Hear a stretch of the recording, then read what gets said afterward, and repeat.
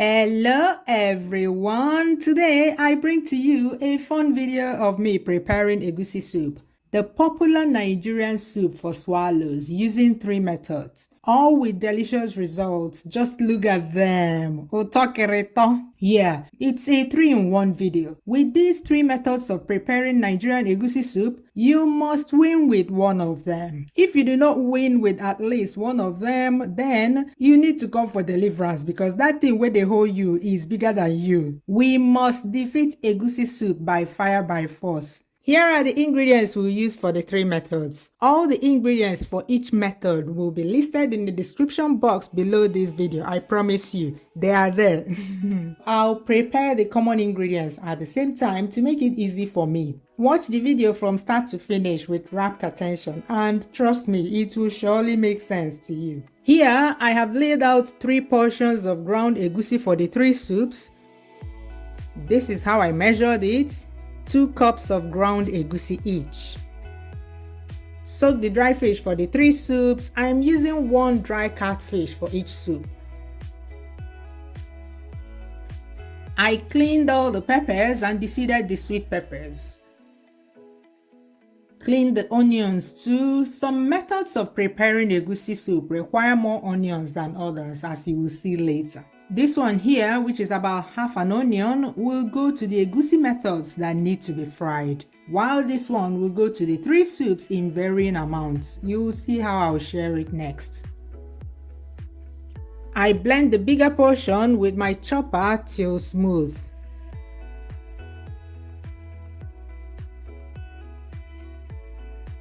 Then I divide into 4.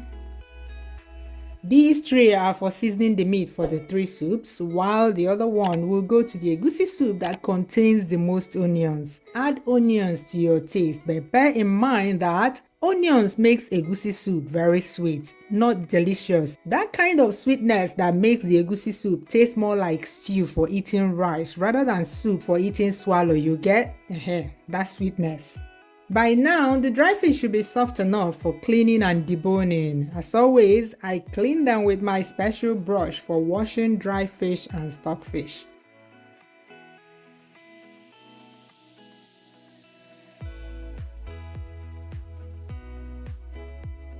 I'm deboning and breaking them into pieces at the same time.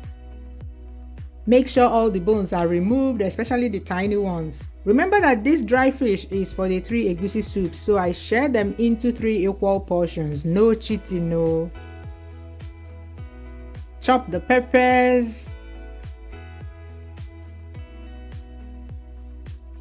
And cook the meat for the 3 soups. I have about 1.5 kilos of beef in here. I add the 3 portions of blended onions, 3 big seasoning cubes, that's 1 for each soup. Steam till the beef is pale all over, stirring it while you do that.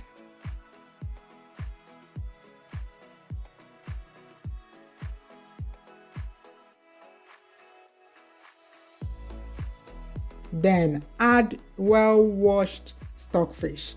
You know the way I wash it with that brush. Add this quantity of cow tripe. Add water to cover them and start cooking. When done, take out the stockfish. Separate the meat from the stock. Remember that this stock is for 3 soups. Share the meat into 3 portions. Debone and break the stockfish into pieces. Share that one too. Everything must be equal, no cheating. Is there any cheating here? Is there? I hope not. All the common ingredients ready, let's start cooking. The first egusi soup method makes the most savory egusi soup of them all, bordering on stew because it contains the most onions. You remember that 4th portion of onion we had after blending? Add it to this ground egusi. Mix very well and mold into small lumps. This method of cooking egusi soup also makes the lumpiest, in fact the most super lumpy egusi soup. So this method is for you if you like very lumpy egusi soup. You know that kind of egusi soup that you will be eating, you'll be chewing the lumpy egusi like meat or fish? or like scrambled eggs, that one. If you love that, you will love this method. Add some red palm oil into a pot or a deep enough frying pan. Add some of the chopped onions we set aside earlier. Fry till translucent.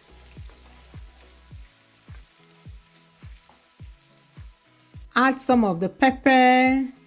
Fry for about 2 minutes.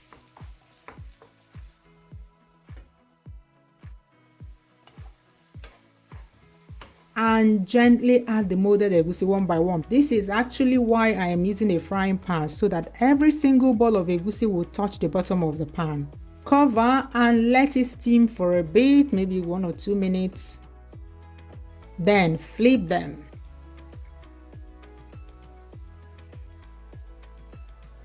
Cover again and let the underside steam. By now, the balls of egusi would have caked after being shocked by the heat.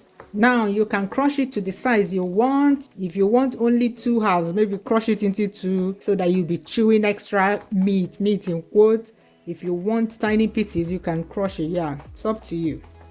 When happy, add the crayfish, 1/3 of the stock from cooking the meat, stockfish and cow tripe. Cover and leave to simmer for about 10 minutes so the egusi will be done.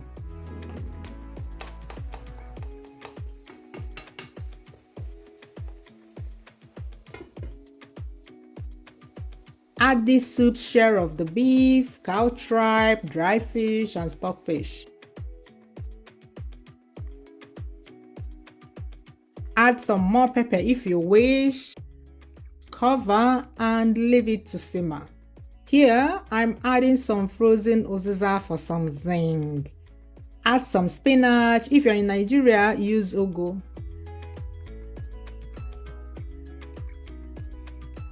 Cover, and once it heats up, it's done. Add salt at this point if necessary.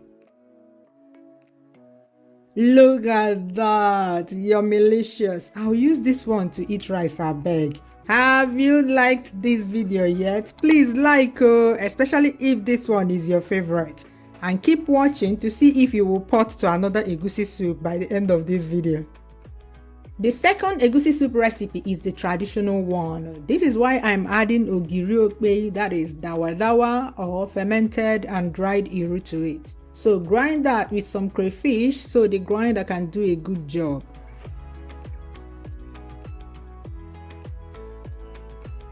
As you can see, I'm using already ground crayfish, but I'm still using that as filler to grind the ogiri okpei very well. All done, we are ready to prepare the second pot of egusi soup using a different recipe. This recipe is for you if you don't have a sweet tooth. Add 1/3 of the meat and fish stock to a clean pot. Add the ground crayfish and ogiri okpei. Cover and leave it to boil. Once it boils, add the 2 cups of ground egusi. Stir very well, cover and start cooking on very low heat. This burns easily, At the first signs of caking, stir it. If you want to get the clumpy effect, you should wait for it to cake before stirring it for the first time. Else, it won't look appetizing. It will look too smooth like that thing that babies make. I don't want to mention it before you guys start complaining that I am saying that thing while cooking.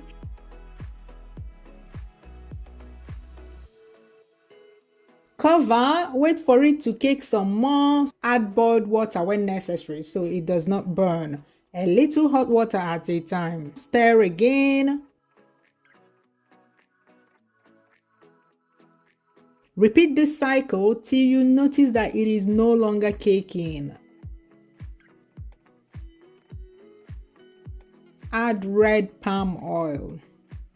Some water if necessary. Always keep the water to the consistency you like for your egusi soup.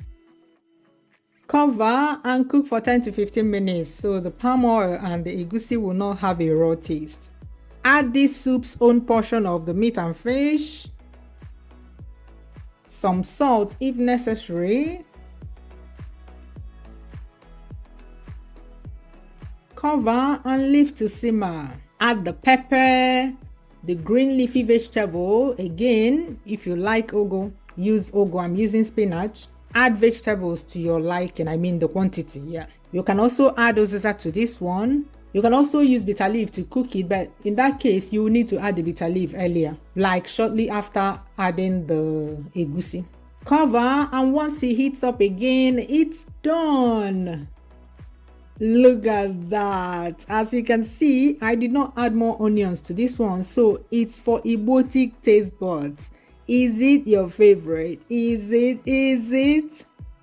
Then the third method, another fry method. Any fry egusi, count me out. Add some red palm oil to a clean dry pot. Once it heats up, add some onions. Yes, we still have some leftover chopped onions. Fry till translucent and add the ground egusi, 2 cups.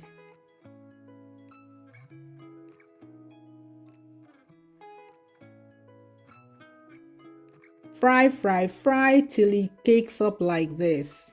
Start adding the meat and fish stock bit by bit, allowing it to steam up on each occasion.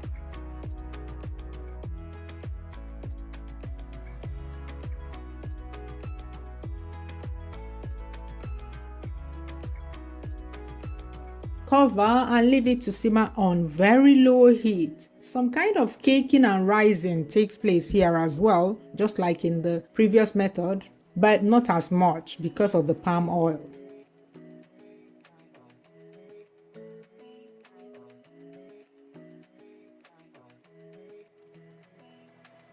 Stir it often and add a bit of boiled water when necessary. Repeat this cycle for 10 to 15 minutes so the egusi will be well cooked and savory.